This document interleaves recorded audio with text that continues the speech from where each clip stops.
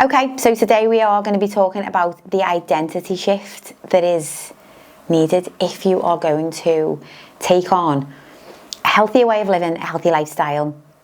The part that I don't think is spoken about enough is that if this is going to be sustainable long term, then you go through a massive shift in identity, and you've got to be ready and willing to shed old habits, routines, maybe beliefs about yourself.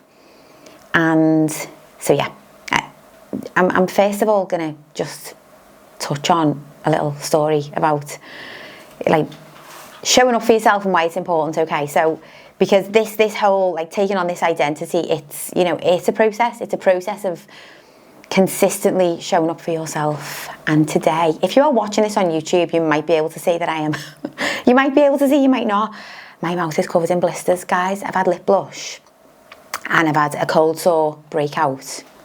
Happy days. I'm hiding under a hat, and I feel like I've had to drag myself here today. And I literally had to have the mindset of like, okay, Nick, you're about to go and do a podcast to talk about the importance of showing up for yourself, but you're not going to show up today. You're going to message and see if we can postpone the podcast. Like this is not how it's meant to go down. This doesn't feel right. So, yeah. We're only 3 episodes in and I'm already like, okay, let's put this into practice and just show up, get it done, get the reps. But yeah, okay. Without further ado, let's get into it because I do love a waffle. Number one, and you know what, I'll refer to the word we when I'm speaking through these.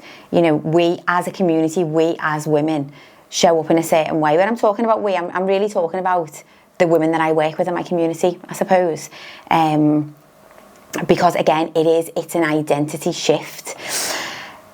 So the first one, and these are just like this, these are 6 common traits that you will take on without shadow of a doubt, or that I will consider.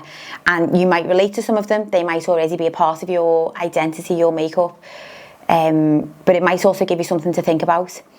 So number 1, we don't rely on motivation to do the thing, to show up. Okay, and I'm looking at my notes again today because I'm going to try and keep on course. We focus more on building great habits. Okay, establish a habit, you build upon the habit, it then just becomes a part of your routine, it becomes a part of who you are, what you do, it becomes a part of your identity. It's habit building, it's not motivation. I know that that's not what people want to hear. And social media, I think now it's, we spend so much time searching on social media and looking for the thing that's going to give us the next motivation, and it just distracts us from just doing the thing and building the habits. Another reason why I'm a massive believer in starting small, actually, and removing any overwhelm, although that doesn't promise the overnight success because you are starting small, it is so much more impactful to build small habits over time.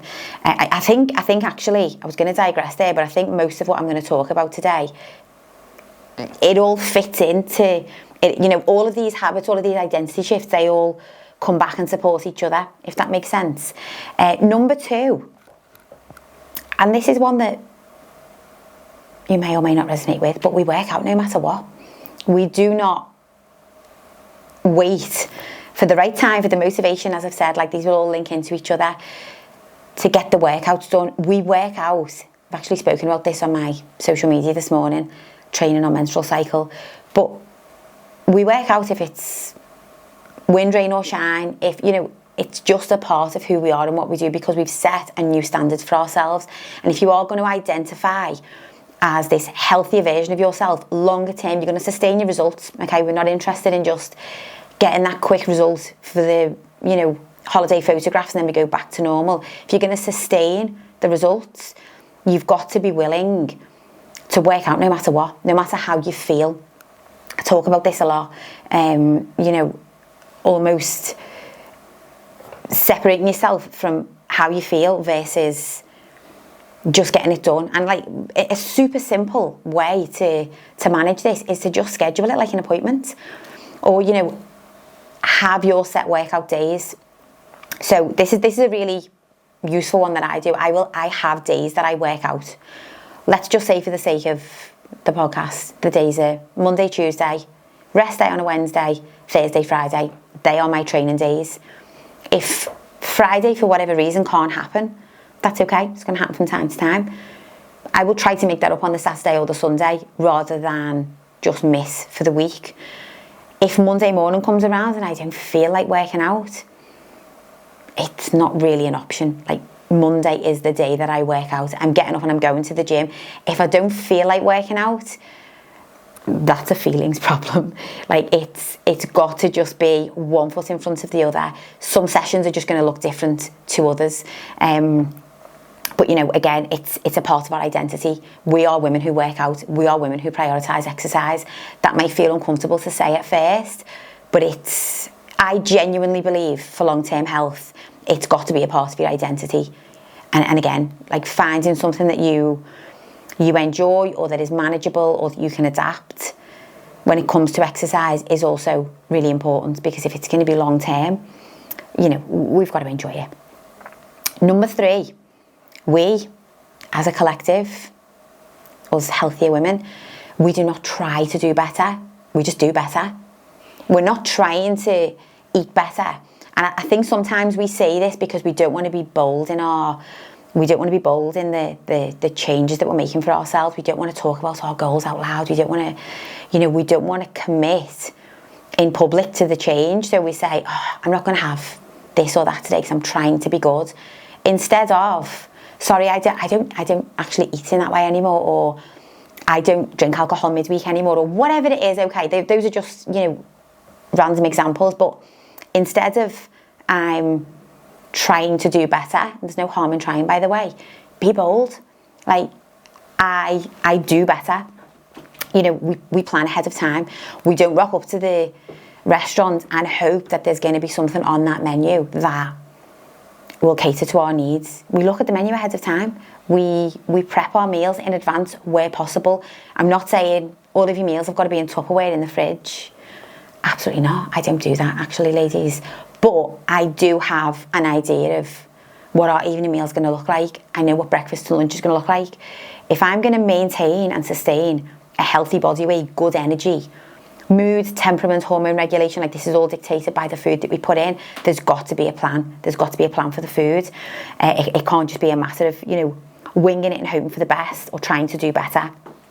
And the most successful transformations, the most successful clients that I've worked with, I can honestly say, this is what they've mastered. They've mastered just showing up and executing when it comes to preparation, especially around nutrition.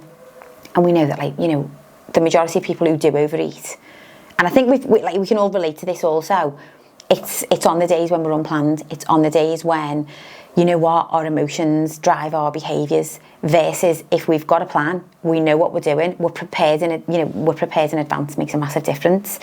Then it just supports the goal, it supports the overall goal, it keeps us on track. Number 4, let me just have a little drink actually.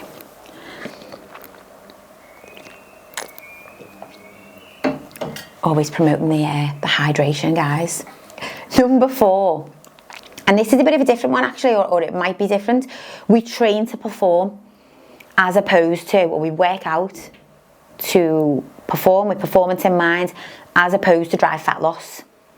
So you've probably heard that, you know, your nutrition, your lifestyle habits, your sleep, your steps, those are the factors that we want to be manipulating to drive fat loss. But when we get into that gym, we're striving for performance. And it's not to say that every client I work with has got a performance goal. It's actually the opposite. You know, I'm not working with a community full of marathon runners or bodybuilders, but when we get into that gym, we are striving to lift heavier. We are striving to get fitter, stronger, faster, you know, reduce the rest periods, whatever it might be. And the mindset around that is a totally different mindset from when you're going into the gym to simply drive fat loss.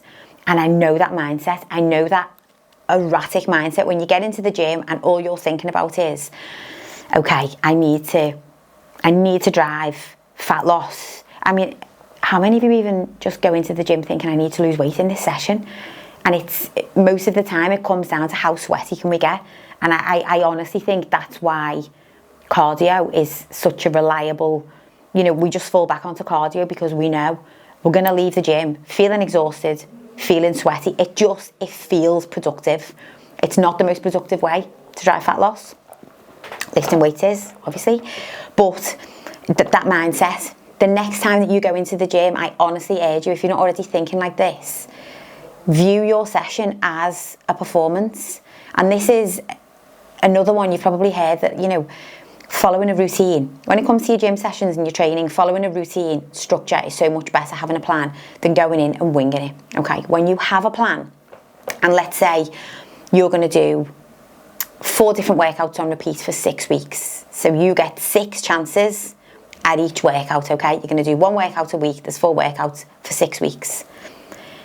Over the course of the 6 weeks, every time you go into the gym and perform, let's say, for example, full body day, okay? Every time you go in, you're going to be striving to lift slightly heavier than the week before, get slightly more reps than the week before, whatever it might be. But that's the mentality. We're not even thinking about the scale weight. We're not even thinking about body composition at this moment in time.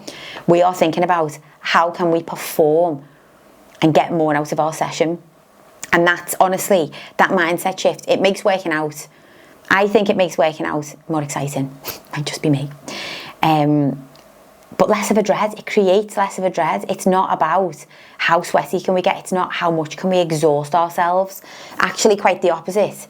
And the piece of advice that I always give to the women that I'm working with is to make sure that you leave that gym with 10% still in the tank. We don't want you to be in a pool of sweat on the floor. Sometimes I am, and sometimes I enjoy to be that way. But if you can leave the gym with 10% in the tank, you know, you haven't met exhaustion, you're so much more likely to also then be able to stay on course for the rest of the day with nutrition and, you know, check all of those other boxes. Number 5, I think, goes without saying. If you've followed me on social media for a while, you will know this is one of my mottos. We do not chase a quick fix. There is nothing more demoralising than getting that result, getting it overnight. You know for a fact that you've gone against everything that you enjoy. You've restricted yourself from all of the socials and the meals out in order to get this result. But then the minute you get it, you just don't know what to do then, because there's 2 options. We either stay in this restrictive state, or we just go back to what we were doing before. Like that's the outcome of a quick fix. And we are going to continue to see quick fixes put in our faces in one form or another on social media. Of course we are, because it's life. Everybody they want it now. I do myself when it comes to 1,000,001 things, but the reality is it's the process, the journey is that's where the transformation is made. And so if you're wanting to transform and you want to be that mum that shows up a certain way, or you want to be that boss, or you want to be the woman at the top of the career ladder who is, you know, able to outperform, but also is in great health and all of the other things, you've got to go through the process. And the process, the process is what creates the identity shift. But we do not chase quick fixes. And that's, I think, again, it's a shift in identity that needs to be made, because if you've always done yo-yo dieting, to do it in any other way feels alien, but be willing to go there. And then number 6, which is the last one that I've written down, is we don't wait for the right time. And this is a hard one to sort of like overcome, because it plays into that all or nothing mindset. Because sometimes waiting for the right time feels like we're making an excuse, but actually what it is it's our perfectionist mindset. Ladies, how long have I been waiting for the right time to do a podcast?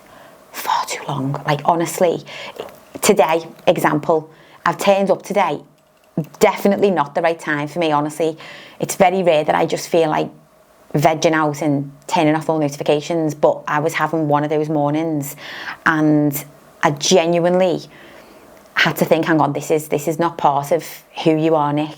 Like, it's not part of you. You need to show up. Sometimes you've got to coach yourself. Sometimes you've got to have that hard words with yourself. But waiting for the right time, as we know, sure you've heard, is a lie. There's going to be no right time. And actually, again, when it comes to the women who I've seen who've made insane transformations and being able to sustain them and got a result that's, blown them away. They've started when, I don't know, it's been in the middle of the school holidays, or they've had everything else going on. Like, if that's the way life is for you and life is generally busy, that's not going to change. So waiting for your schedule to completely clear so that you can commit to a diet for 4 weeks or however long is not going to be sustainable. And then when you get back into the chaos of life, if you've not learned and gone through the process of how to navigate prioritizing yourself when the madness is going on in the background, you're going to go right back to square one, and then you're going to be waiting for the right time again. So I urge everyone to strive as best that you can to remove that need for everything to look or feel a certain way. Perfect, all or nothing. If you're a high performer, in work or in another area of life, sometimes, like, we know that's, that can be a superpower. It can be a superpower that if you go all in, then that's what you're going to do. But when it comes to prioritising your health, your fitness, your well-being, you've got to be able to give yourself that slack. You've got to be able to roll on that 80-20 and just know that, sometimes no 2 days are going to look the same. I think there's great value in sort of like having what your minimum effort is going to look like versus what your ideal top performing day is going to look like. And your minimum effort, for me, just always comes down to, have you nailed your non-negotiables? Which is something that I haven't spoken about, but again, if you followed me on social media for long enough, you will know that I'm a big advocate of just having daily non-negotiables, those being your starting point. And as long as on a daily basis, especially on the tougher days, for whatever reason, you have managed to tick off your non-negotiables, you get to feel accomplished for that day. You get to check the box. It doesn't have to be perfect. And so that being said, I'm going to wrap up this episode. I'm really bloody impressed with myself here because I'm being concise. I don't know how time efficient I'm being. Normally when I'm chatting inside of my community, I'm still going 45 minutes later, but for those of you that are listening today, thank you so much for tuning in. I really appreciate any comments, any feedback, any shares on the podcast. If you want to create a healthier lifestyle for yourself, make note on those 6 character traits, 6 points to identify with. And again, lose the all or nothing. You don't have to transform overnight, but maybe use them as a framework to start building towards that, healthier version of yourself. The way I had to this morning, I had to remind myself that it's not part of who I am to cancel the appointment or not turn up and do the podcast, or, whatever it is that inner sabotaging self-talk tries to pull us back into. So yeah. And if you really enjoyed it and you share it, I would really much appreciate it. I'll see you all on the next episode.